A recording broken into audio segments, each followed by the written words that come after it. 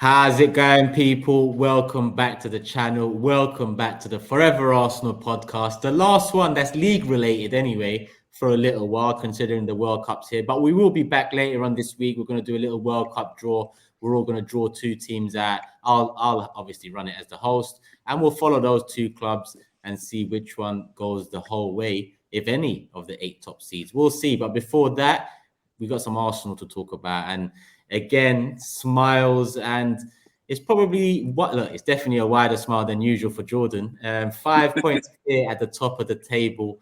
Manchester City lost this weekend. Arsenal capitalized, and we're in such a position that I didn't even feel the need to mention Chelsea lost, because I feel like they're quite far behind at this moment in time. And when was the last time we could even say that? So things are looking up for Arsenal Football Club. 5 points clear at the top of the table. We beat Wolves away, another clean sheet, another one away from home. All of the players are chipping in. This weekend, it was Odegaard's turn in terms of the goals. He now heads into the break, our top scorer. Listen, I could go on and on. I just did the big 6 and I opened. And, for once, people tend to say I don't talk enough about Arsenal. But I let loose because 14 games and now a break. I think it's time to really sit down and analyze, talk about, and hope for the future. Big up Jordan, Lee, and James, as always, people. Hit the like button, as always, people. 1,000, nice and early. I'm going to pass it over to Lee, as always. He went to the game. So I want to get his perspective on how the game unfolded before we get into the wider context of things, which is the 14 games in top. Yeah, well, I'm delighted. I've just been C-bombed by Jordan before we start, and also I'm here today just to say, Sophie Rose said to me today, do you want to come back for a coffee and a bit of cake? Just put it mildly, like a bit of cake, bit of birthday cake, Jordan. Don't get too far away. And I just turned around and said, no, I've got to do the Forever Arsenal. I am dedicated to this show, so here I am. No cake, James. There you go. But cake. Well, what can I say about the performance? Oh, listen, I'm going to say it now. Why did he shout "no cake, James" at me? He's angry. Yeah. So because it was, I think it was you who said, "Oh, I can't do." Yesterday, I think, if it was right. Yes, that's correct, Lee. Yeah. I'm so sorry. So you've cost me my cake. That's all I'm saying. Just get on with it. Just get on with it. Yeah, so sorry. Give us your thoughts. So I've got to say, more than pleased with that performance. I thought it was another good, solid performance. Defensively, I thought we played really, really well. And I think that was the case. I was looking at it and watching the game. We was actually in the box on Saturday night. I don't know if you see it, but it was very, very nice. And you've got to be a little bit more refined. Is that the word I could use? When you're in a box, can't be shouting and screaming and giving it all that. So I actually sort of sat there and after my 4th glass of champagne, I thought I'm going to really analyse this game. And what I'd actually done was, defensively, I thought we was really good. And do you know what I've come to the conclusion over these last few games? I don't know how you guys think about this, is that I don't think we've been ever looking like we're going to lose a game. Do you know, we get 1-0 up. I'm not panicking and think, oh, they're going to score in a minute. Oh, this, getting nerves and everything like that. They started pumping balls into our defenders, and we was winning the balls. It seems like now when it matters for our defenders, they think, right, this is our time to defend now, and we're going to do it and defend well. I thought Gabriel played really, really well, apart from one rash challenge at the end there, where I think that, Traore caused us a few problems, and I think like a couple of seasons ago, I think I'd have been, in all sorts of nervous states. But I thought we dealt with that really, really well, and it was a comfortable 2-0 win. Credit to Wolves. I felt that they made it hard for us to break them down. We needed a bit of magic. Jesus provided that with a pass. Brilliant pass. And I'm going to say it now, guys. We lost Xhaka after 5 minutes in that game. Really, probably even before that, because I just didn't think he was at the races. Yeah. And we carried on, and still it didn't really derail us that much. I felt that I thought it was a great performance, a really brilliant away performance, a professional job done, and I'm loving this Arsenal bit, because we're winning in different ways, guys. We can win. not ugly, but do you know what I mean? It weren't great, but we still come out and won it comfortably. And you know, when have we've done that in the past? If we've played not well, we've been beaten, and when we've played well, we've lost at times. But at this moment in time, we're seeming to know how to get the job done, and I'm really enjoying it. And you know, the only disappointment for me is the World Cup's come along now. I'm going to miss this for the next 6 weeks because I've been really enjoying it, guys. Really enjoying it. So, might as well on that topic. Do you think the World Cup is more a hindrance than it is maybe a welcome break for us to reset and refocus? I think it's not the end of the world because we knew it was happening, didn't we? You know, so I think that if you was, I think for someone like Wolves, talking to a few Wolves fans, it was a great point that they're well pleased that the World Cup's here now because it means that they've got another little pre-season with a new manager and get their sort of job done. And I think it for us now is to just take stock of what we've done and go again. I don't think it's going to be too much of an hindrance. I'll let you know after the Brighton game and the West Ham game. But no, I think we'd be okay. I think that we're all planned for it. I think even in my head, I've sort of planning for it. But what a way to finish it off, boys. You know what I mean? 1-0 win at Chelsea and a 2-0 win at Wolves.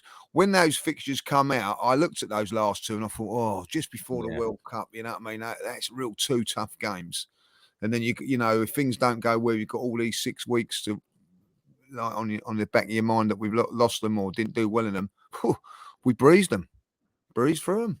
Yeah, Jordan, James. Let's go with Jordan. I haven't spoken about anything yet. Thoughts on the game, and then touching on the break as well. What do you make of it?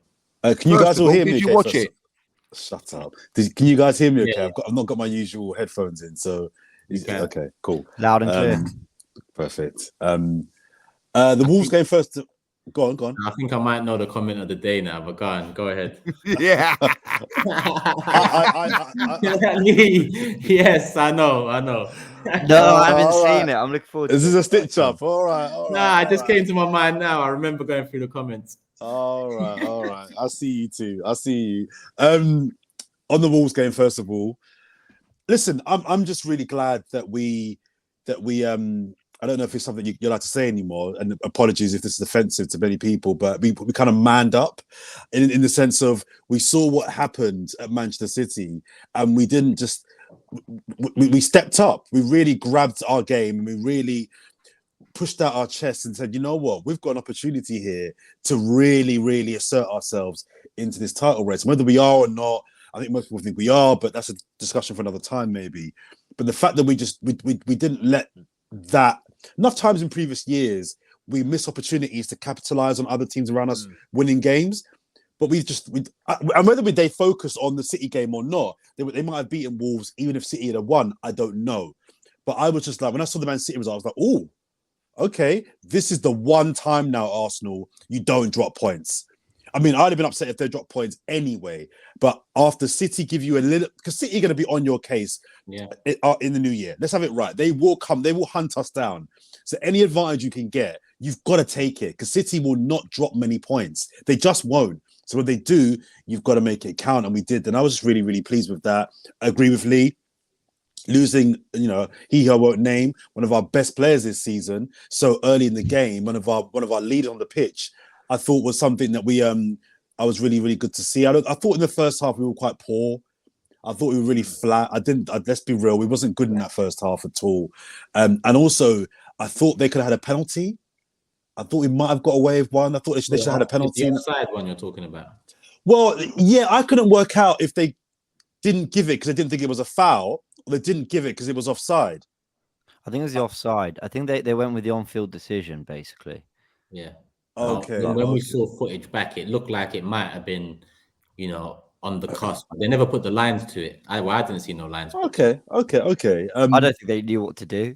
I don't know either. He might have been offside, but then we have to check if it's a foul. But then was it quite in the air? Because it was in the air, but I don't know. I think we just got away with one there. Yeah, we'll wave this on. We'll allow the on-field decision. Yeah. Well, that went in our favour, that one there. Second half, we came out, and Mikel Arteta just gave them a rocket at half time. He said, listen, guys, what are you doing?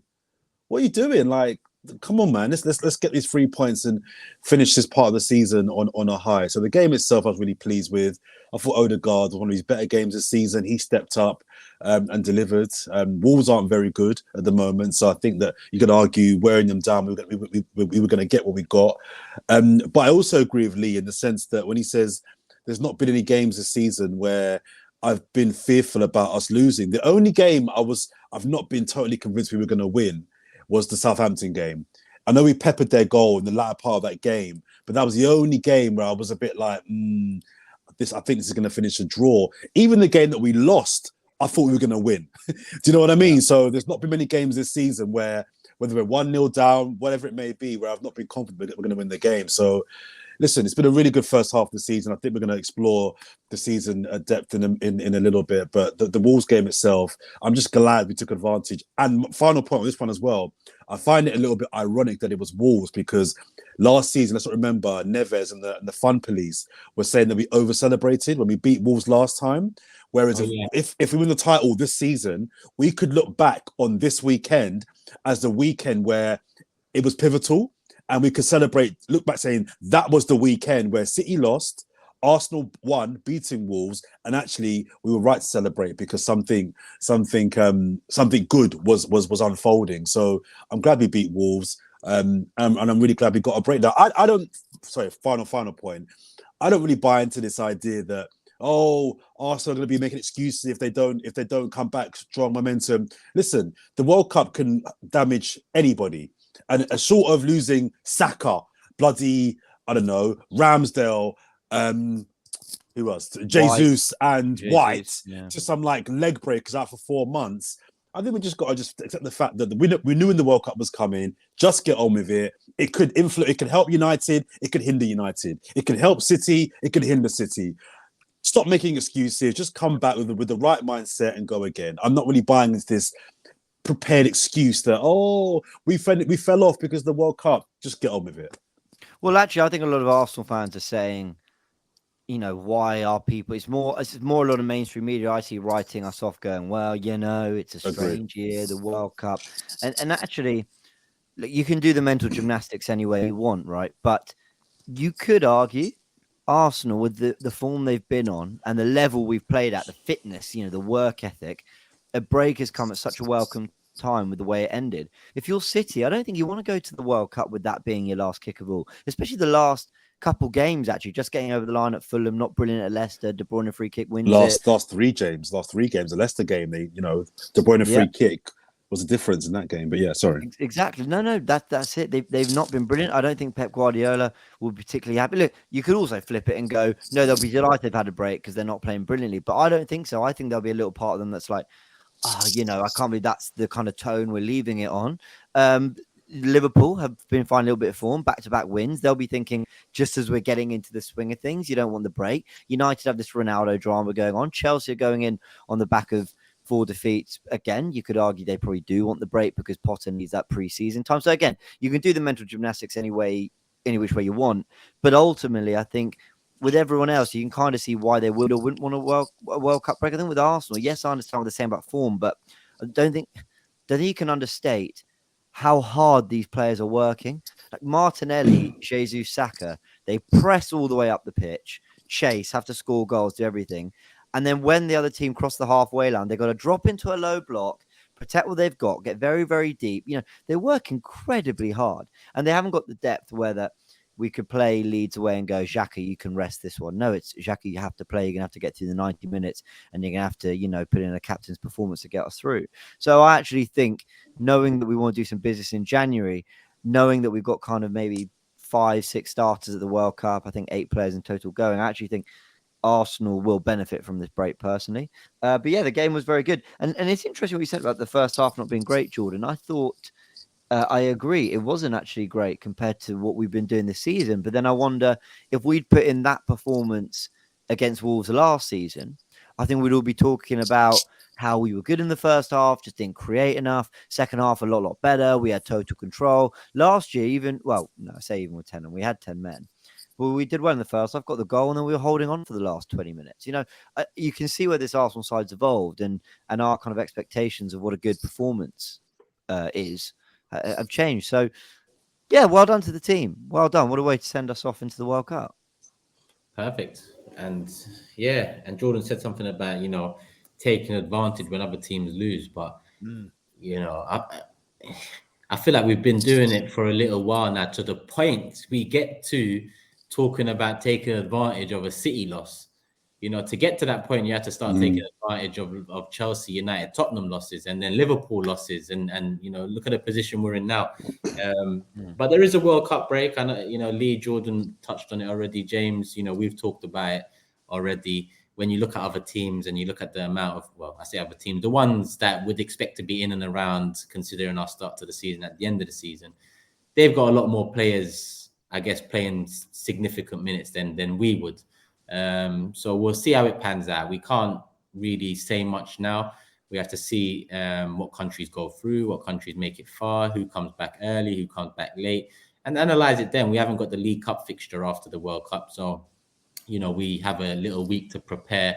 I believe we have set friendlies as well, if I'm not mistaken. I saw a post alluding to some friendlies across November and December, including Barcelona as well at the Emirates. I'm not sure you can attend it, but yeah, we've got a couple interesting friendlies lined up. But this show, I want to look back at not just the Wolves game. I want to look back at the last 14 games, the Premier League season so far. I guess you could include Europa and then the League Cup, but not so much the League Cup, Europa, but our performances haven't really been at the same level of the Premier League, and it's a heavily rotated side. So let's look back at this season so far, 14 games. We can touch on favourite moment, players of the season. I'm not sure where we should start. Should we go for our favourite performances this season?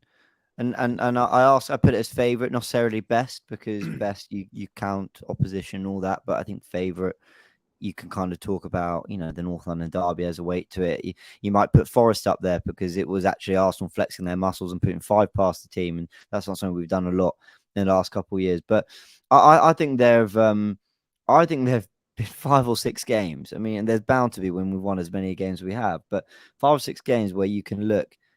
And actually, kind of, they were moments where one might say that was when I started to believe that Arsenal were actually challenging for the title. Liverpool being one of them. That 3-2, finally beating them after so long. The whole Klopp thing, we'd struggled against him since he arrived, and even a bit when he was at Dortmund. And the control we demonstrated in that second half to, basically, when you think Liverpool are going to stick it on you, we just keep the ball, we move it around, we just showed such composure and ultimate professionalism throughout. That was a game that I think I came away from like so impressed. So yeah, that was a big one for me. I think I look at Brentford away. Off the top of my head, wasn't that after the United loss, because the Everton game got postponed, and I just thought after that United loss, I agree, with Jordan and all of you. It didn't look like we was going to lose that game at 1-1. We all had high hopes going into the game, having won our first 5, but we took the hit. We got exposed a little bit, and it cost us. It cost us the only loss of the season so far in the league. But after that Everton game was postponed, an easier fixture at the Emirates, we met Brentford away, and we saw what happened Brentford away at the start of last season. So not only was it off the back of a loss against United, it was also one that last season we was ridiculed for. It was the catalyst for the first 3 losses and so on. And we disposed of them in the most efficient, mature manner that I've seen an Arsenal side dispose of a team away from home in a long time. 3-0 it was at the end, and what more could I ask for? I include the Liverpool one, and like you said, there's a few in there for sure. I can make an argument for at least 4 games, but the Brentford one really sticks out because I said to myself, listen, I wanted 5 wins out of 5 heading into Old Trafford. I said it's not the end of the world at Old Trafford, but we have to bounce back, and that's what we've done, and we haven't looked back since. Lee? Yeah, I'm with you on that Brentford game. I've got to say, I was so impressed with everything about that game, the way we control the game. I think that's the first time in a very, very long while. And I actually said it, I think, in the interview after that game as well. I don't remember ever going to a ground, even when we went in the Invincible year, when I thought that we could actually lose or something could happen and go wrong. We just totally dominated that game from start to finish, a Premier League game. I didn't see us in danger. I thought the goals that day was sensational. If you remember the Vieira goal and the Jesus goal from fantastic build up, I thought we defended really, really well. I think on the back of the performance last year, you know, it was a good one. I have to say that when you look at Brentford, they're very, very physical, and they showed you that on the weekend against Manchester City. We handled that. We handled Ivan Toney, who hardly had a kick. And if you remember rightly, I think Toney had just been called up to the England squad for that game. Yeah. So he must have been on a real high. He never got a kick. Never got a kick that game, like, you know.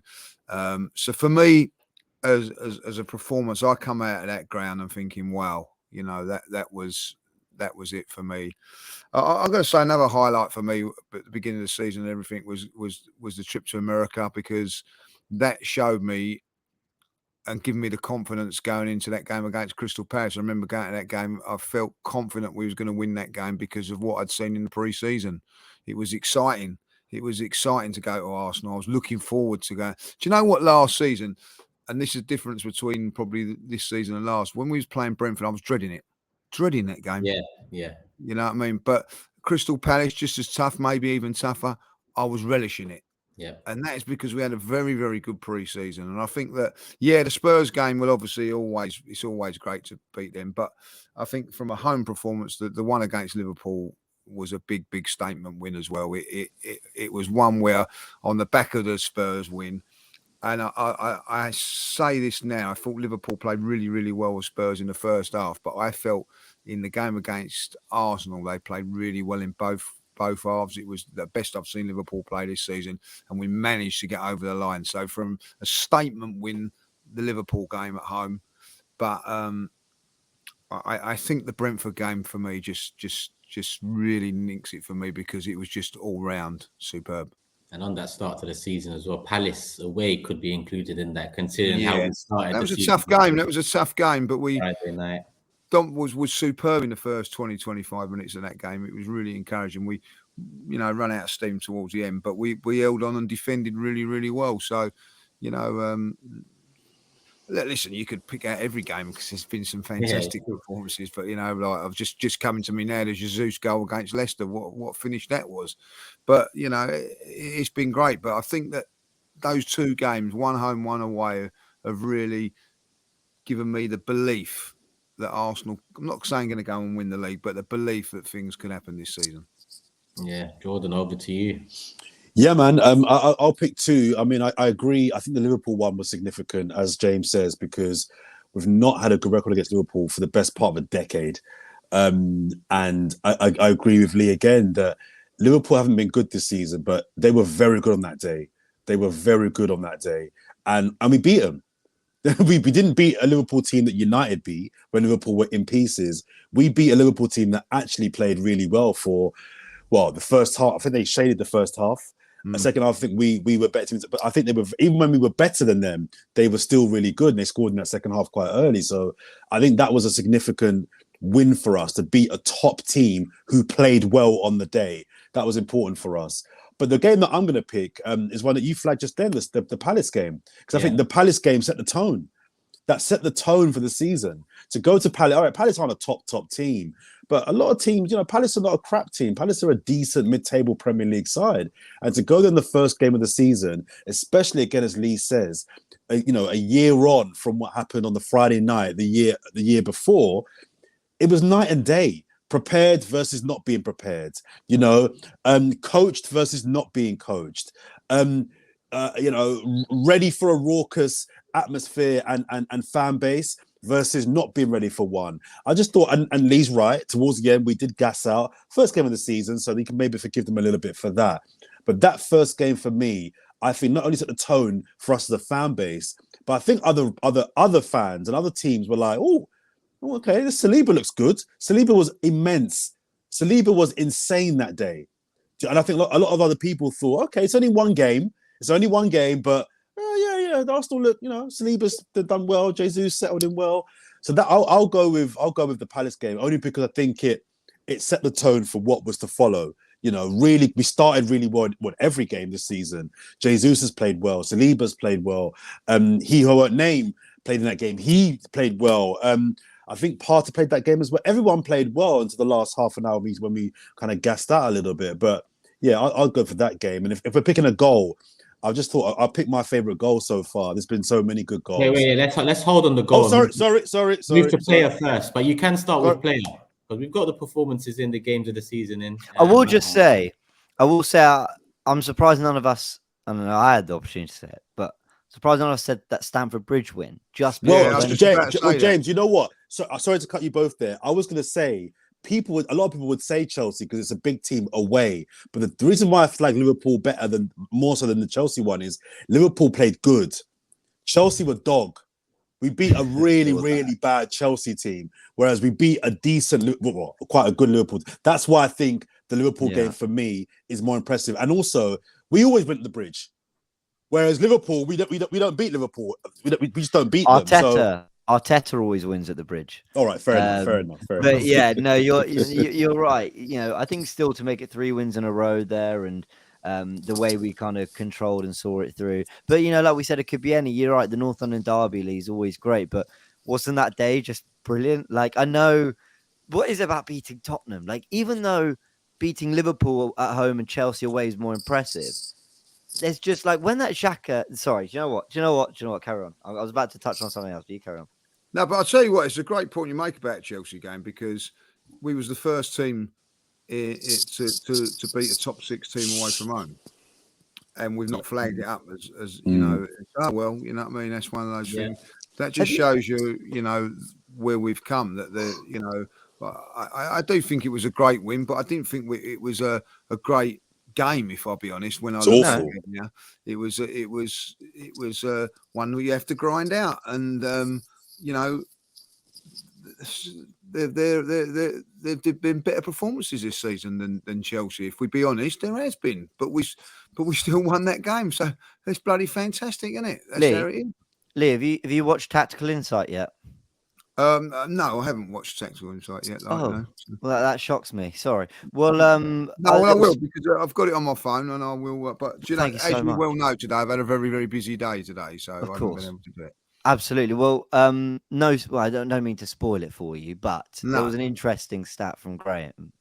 Big up Graham, always comes in with these big stats, and it was the away league table, and I think it's basically like 6 wins out of 8, 2 clean sheets, 19 points we've picked up away from home, the best of any team in the division. But what I found most interesting is that we've actually played 8 away games where Spurs have played 7, City have played 6. But the fact that we're going away from home, picking up 6 clean sheets out of 8, scoring the amount of goals, I've gone a bit off topic there, but you know, we've just ended the season with 2 clean sheets, 3 goals and 6 points from Chelsea away, Wolves away. That's a tricky end. That's a really tricky end. City ended with Fulham and Brentford at home, with all due respect. We ended with 2 away games, and we've come out with a bigger gap. So, you know, anyway. And that's a fantastic point. So we've, out of the 14 games, it's not been 7 and 7, then it's been 8 and 6. It's been 8 and 6. City have had 6 and 8 and only 2 games against the big 6. So basically, as Turkish said in the WhatsApp group, it's coming home. Football's coming home, mate. But listen, performance of the season out the way, player of the season next. Let's start with Jordan on this one. That's really hard because I think there's been about 5 players. Yeah, it's hard because you can't say his name. That's why it's hard, Jordan. Hang on. Let's not be too hasty. I think the fact that every pod we've done this season and we've reviewed a game, we rarely agree on the man of the match of every game. A couple of times, yeah, but most of the time we could name 3 candidates, definitely 2, for pretty much every game, and that for me says that everyone is chipping in. Some games we say it's Saliba, some games we say it's Partey, some games it's Jesus, some games it's I don't know, it's Saka, Martinelli, he who name. It's been spread. It's been shared around. So I'll say that first of all.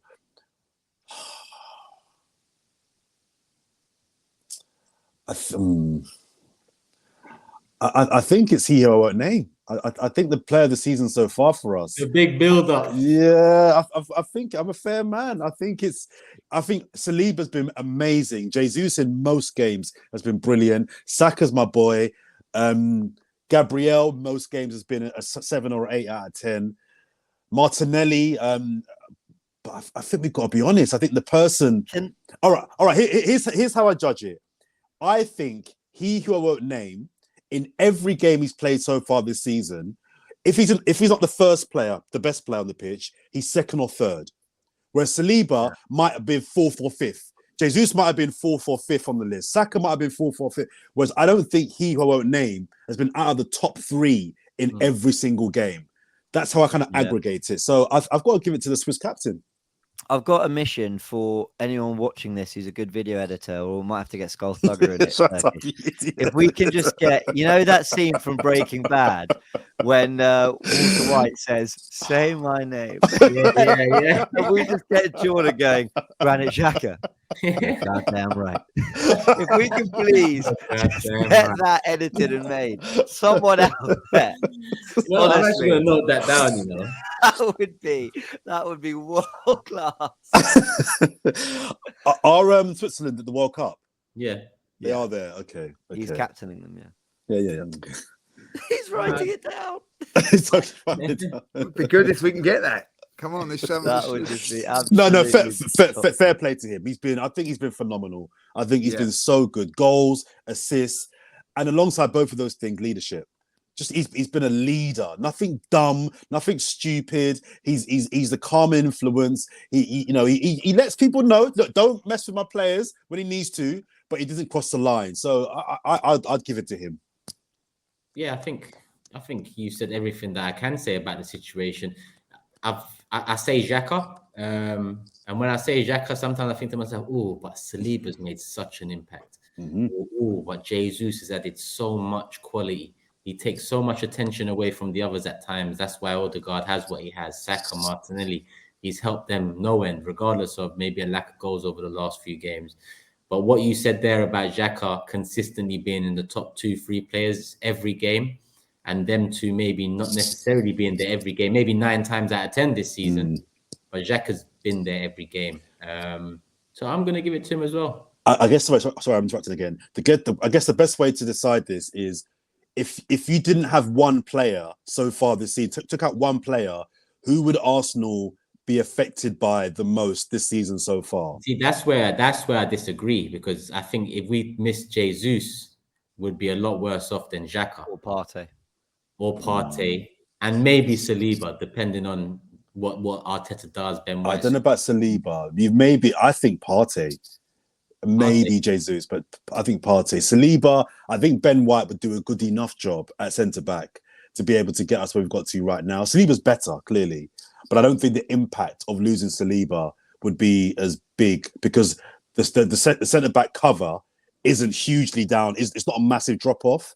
Whereas a drop-off from Partey to Lokonga, the drop-off from Jesus to Nketiah is huge. So, yeah. I'm going to put forward... Did I just jump in? Was it meant to be Lee? No, whoever. Well, thank you so much, Lee. No problems whatsoever, James. Oh, you're a lovely bloke. Thank you. What is this? I love your glasses, by the way.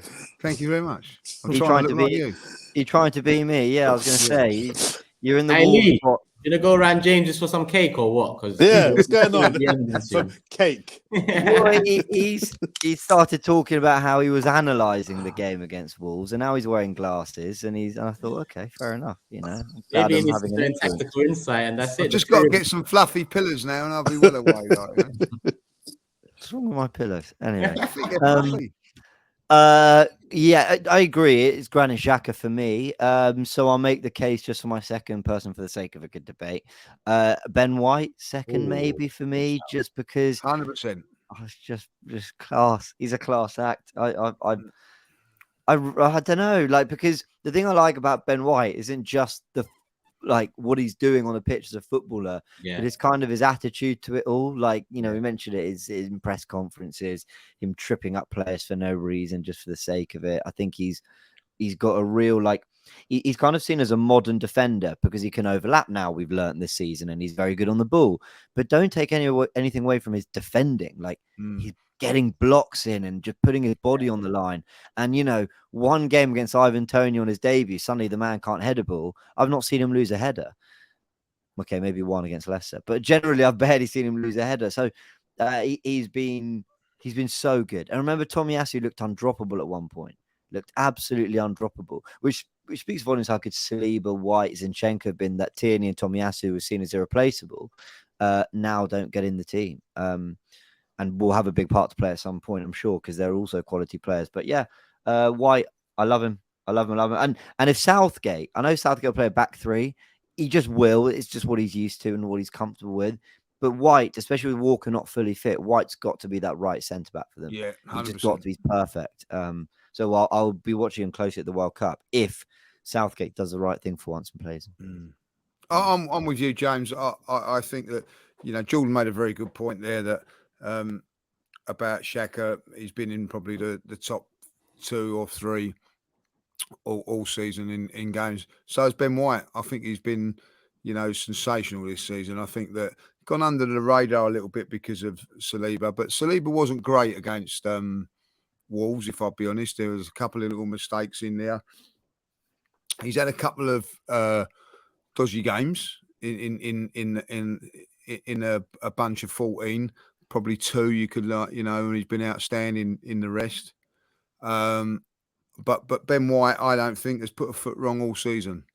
I actually talking about this on another show the other day. When was the last time Ben White had a bad game? And people keep going Brentford last year, like, you know what I mean? Has it really been that long? Like, I just think he's been.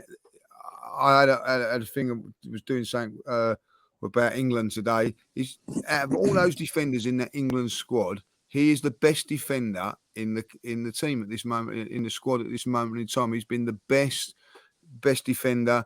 I think over the games, if you sort of like, do you know what you'd give points out, like, 8 out of 10? I think he's had 8 out of 10 every single game, and that's sometimes that's what you want, consistency, nothing, steady. And he's just got better and better and better. And I think at the end of the day, the fans were calling him Ben Shite at the beginning of last season. Like, he's actually turned it around fantastically well now. Like, you know what I mean? Like, I didn't know that. So, like, we actually, like, somebody said today they should be called Benjamin Blanco, like, you know what I mean? Because he's just got that ring to it, like, you know what I mean? That's how good he's become, like. So he's my Blanco now, like, So Benny Blanco. I think he's been brilliant. I think that if you look at Martinelli, I think he's been brilliant this season. Had a little bit of a drop off, but let's be honest, it's easier to defend than it is to be a forward. I think that he's been fantastic. I just want to say about the work rate of those guys. As I was sitting here, I was watching it on, a little bit differently on Saturday. The work rate of the team was absolutely fantastic. But the machine of that, the oil, the cog, whatever you want to say, Granit Xhaka, without a shadow of a doubt. I think what he's done this season is just, when people say, "Oh, that's a miracle," I've got to say that. Like, I was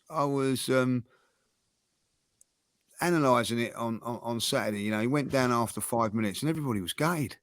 People around, oh no, like, you know what I mean? Like, 2 years ago, yeah, they've all been cheering, like, and then everybody's singing his name when he went off, and it's. And I tell you what, I watched him in the warm up in the game against Zurich. He was on the bench and he come up to do his warm up. Like, he would have been dreading that 2 years ago if that was the case. Now he must have absolutely loved that when he got out. The whole crowd was going mad. What a turnaround! What an absolute turnaround! They could make a film about it and no one would believe it. Because it's just incredible. And so credit to him. I think he's been outstanding, and I do think that Arsenal missed him on Saturday, but they got the job done. But he's been sensational. They did. I think that they did in terms of having that kind of slightly more disciplined, solid player alongside Partey. But what Vieira did for the first goal was that little bit of quality with the dink over the keeper. No, I'm not for 1 second saying Xhaka doesn't have that in his locker. I think what Xhaka does in that position is maybe more so just kind of blast it across goal, or something. Don't get me wrong, he's been amazing, but Vieira kind of showed his. What's that?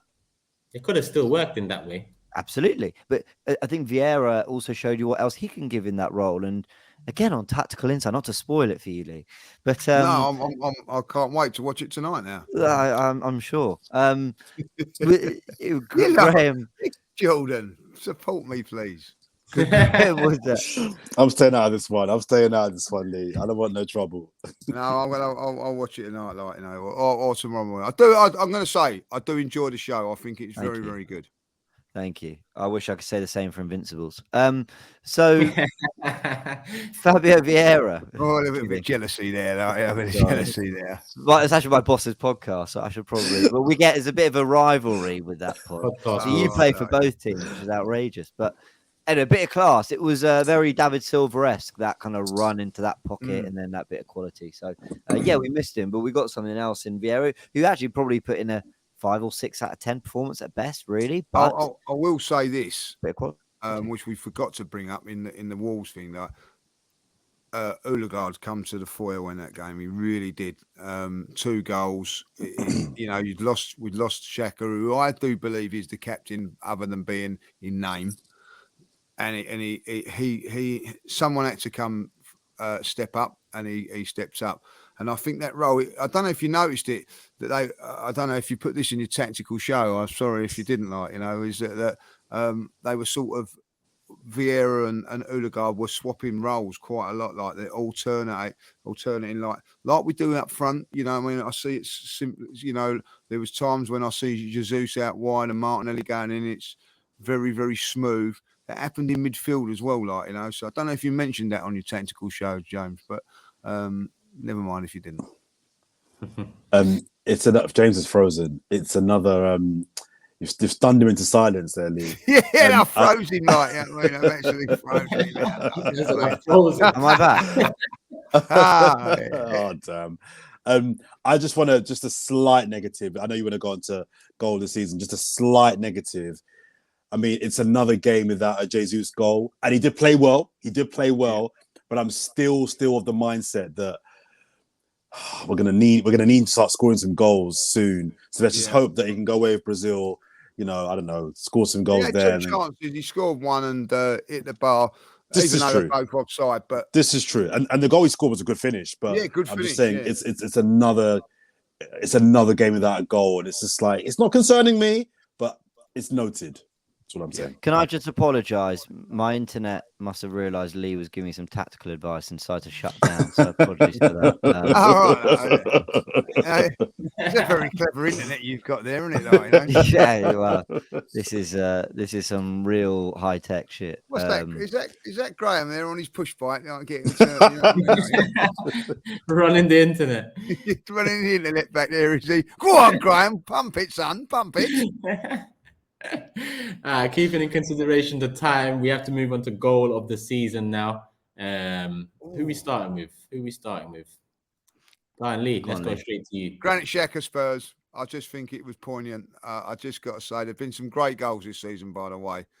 But that Thomas Partey's 2 against Forest and Spurs. But I just think, for everything, the noise when it went in against Spurs, it was a great move as well.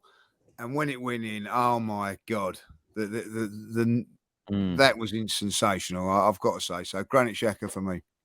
Yeah, you know, it's kind of without being too boring about it, kind of depends what you mean by the best. So in terms of pure technique, you're looking at Saka's against Leeds, kind of roof of the net. You're looking at Partey's against Spurs and Forest, that kind of whip he gets on the ball.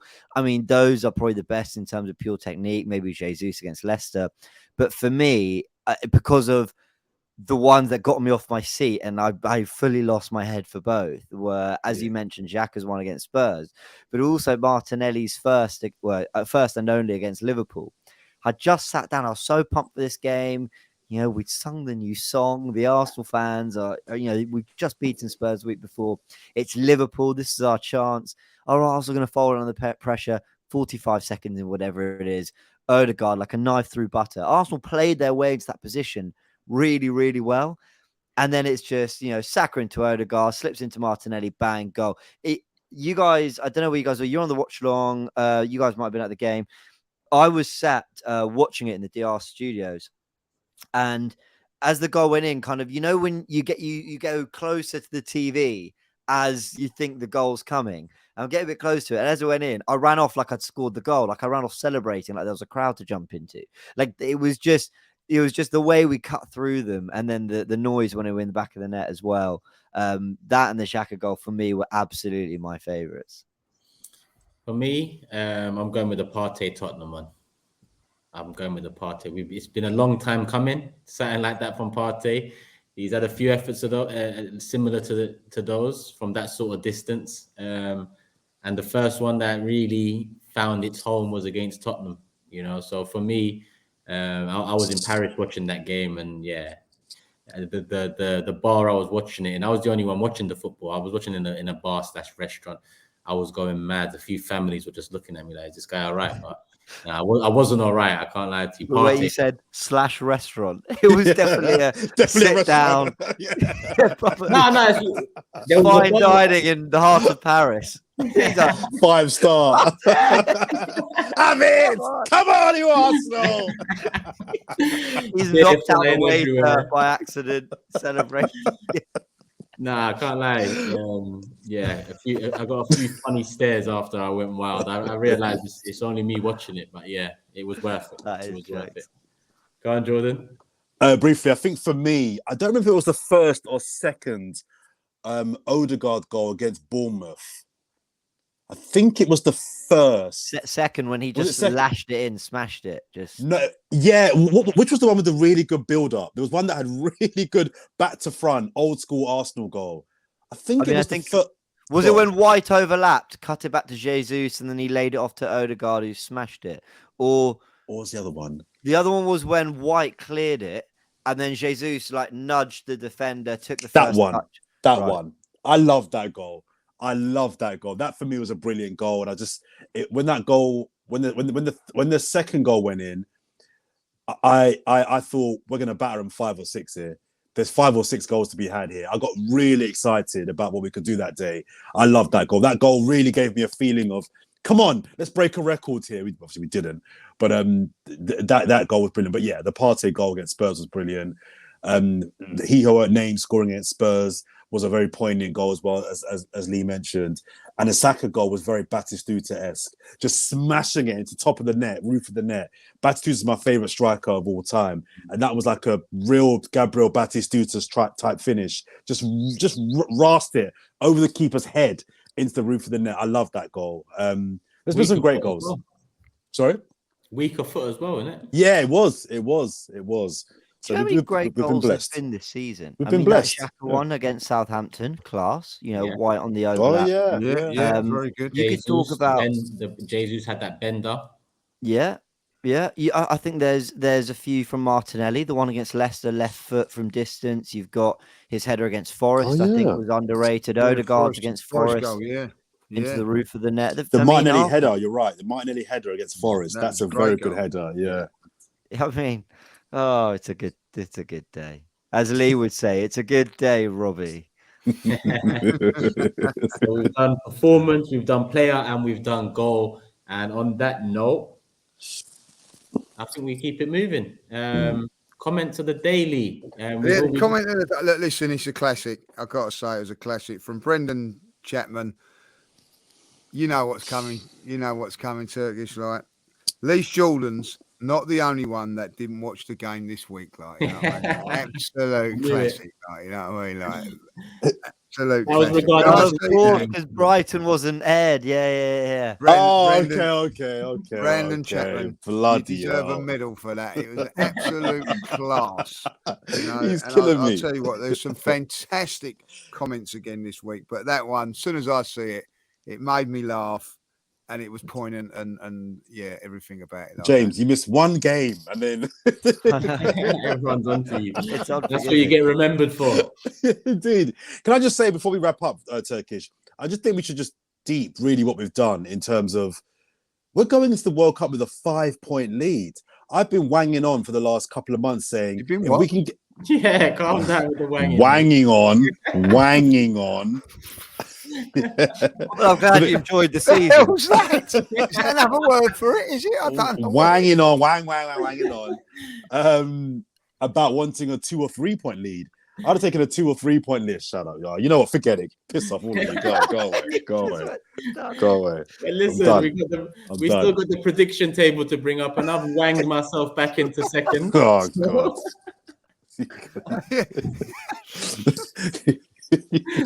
You're wanging your way back up the second there, Turkish. Well wanged there, well wanged. I wanged it in at the end, mate. That's it. Last one in before the World Cup break.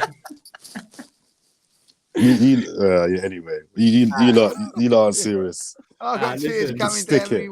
You can stick it. Wangers, It's the way Lee was so close to his camera and went, "You what?" You can stick it. He said you can stick it. Never heard of that word before. I ain't going on to the tactical show now. I'm going into my dictionary to see if what it actually means. Wanger. Listen, people that are listening on audio platforms, the prediction table is up. I was the only one to predict the correct score, 2-0 Arsenal. Don't we know about it? You let everyone know about it when you get correct scores and you fucking shoot up the table. So it's my turn this week, yeah? Lee. Yeah. As soon as the game finished, I got a message from Turkish, like with the old dartball targets. You know what I mean? Bullseye 180. Lee's at the top, 19 points. I'm in second now, 18 points. James is in third, 17 points. And Jordan at fourth with 14 points, 21 games played. Can I just say, even my family members now who watch this show are like, come on, Jordan, you got to get one. It's embarrassing. It's getting bad now, Jordan. You got a fluke one at least. The pressure's on. The pressure is on. Not much in it, though. Not much in it. 5 points. I'm hanging in. I'm hanging in there. Yeah. Hanging in it. Jordan's 5 points off the top. Yeah. It's fine. I'll take that. Right, mate, there you go. Yeah. If it's good enough for City, it's good enough for me. There you go. Can I make one final point as we go into the World Cup? I think we've only got from our first team our midfield two who are guaranteed starters for their nations. So everybody else is not a guaranteed. Jesus is not a guaranteed starter. Ben White, Ramsdale's number 2. I'm not sure he's guaranteed. I think he probably will. Southgate might as well pack it in if he doesn't start Saka. Well, it's Sterling. It's 2 from Sterling, Foden, and Saka.